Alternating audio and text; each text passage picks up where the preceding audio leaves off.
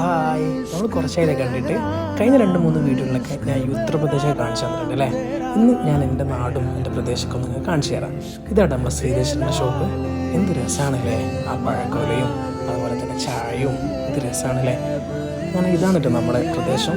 നല്ല ഭംഗിയായ സ്ഥലങ്ങൾ കേട്ടോ, എന്ത് രസമാണ് കാണാൻ. ഉത്തർപ്രദേശിലൊക്കെ പോയപ്പോൾ ഇതാണ് ശരിക്കും നമുക്ക് കേരളത്തിൻ്റെ വില മനസ്സിലായത്. നമ്മളെ നാടൻ കേട്ടോ, വല്ലാത്തൊരു നാടൻ കണ്ടോ. നല്ല പൂത്ത് നിൽക്കുന്ന പൂക്കൾ, അതുപോലെ തന്നെ ചെറിയ ചെറിയ തോടുകൾ, പണ്ട് നമ്മൾ കളിച്ച മീൻ പിടിച്ച തോടുകളാണൊക്കെ ഇതൊക്കെ. അതുപോലെ തന്നെ വരിവരിയായി നിൽക്കുന്ന നമ്മുടെ തെങ്ങുകൾ, അതുപോലെ തന്നെ വയൽ, എന്ത് രസമല്ലേ കാണാൻ. നമ്മളിതിലൊക്കെ ഒരുപാട് കളിച്ചതാണ്. നമ്മുടെ ഉപ്പയും മീൻ കാണാതെ നമ്മൾ എത്ര പ്രാവശ്യം ഇതിൽ പോയി മീൻ പിടിച്ചതാണല്ലേ. നമ്മൾ ഇതാണ് പ്രദേശം. കഴിവുകളും വീടൊക്കെ ഒരു എന്തും മനസ്സിന് കുളിർമയാകുന്ന സ്ഥലങ്ങളാണ് നമ്മുടെ നാട് എന്ന് പറയുന്നത്. അതുപോലെ തന്നെ പ്രത്യേക ഫീൽ ചെയ്യുന്ന നമ്മുടെ പള്ളി എന്നുള്ളത്, പള്ളിയും പരിസരം. നമ്മൾ എത്ര പ്രാവശ്യം ഇവിടെ അടിയൊക്കെ ഉണ്ടാക്കിയിട്ടുണ്ടല്ലേ. പ്രത്യേകിച്ച് നമ്മൾ ഹൗമങ്കര ഇവിടെ നമ്മൾ എന്തൊക്കെ അടി ഉണ്ടാക്കിയിട്ടുണ്ട്, എത്ര പ്രാവശ്യം പുസ്തകങ്ങൾ പിടിച്ചിട്ടുണ്ടല്ലേ. അങ്ങനെ ഒരു കാലം അല്ലേ. അതുപോലെ തന്നെ നമ്മുടെ വാട്ടർ കൂളർ, വെള്ളം ആവശ്യമില്ലാതെ വെറുതെ കുടിച്ച കാലങ്ങളല്ലേ, ഓർക്കുന്നുണ്ടോ?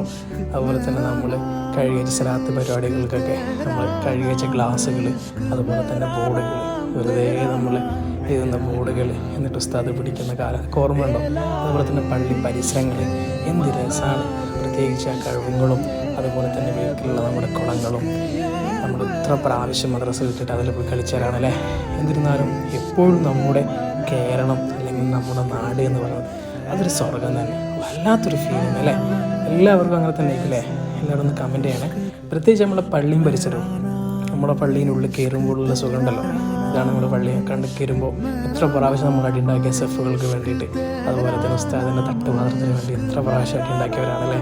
അതുപോലെ തന്നെ തൊപ്പിയിടുന്ന കൊട്ട, അതുപോലെ തന്നെ മിമ്പറിനടുത്തുള്ള നമ്മുടെ തസ്ബിഹമാലകൾ, ആരോ വെച്ച വാച്ചാണ് കേട്ടോ ഇത്.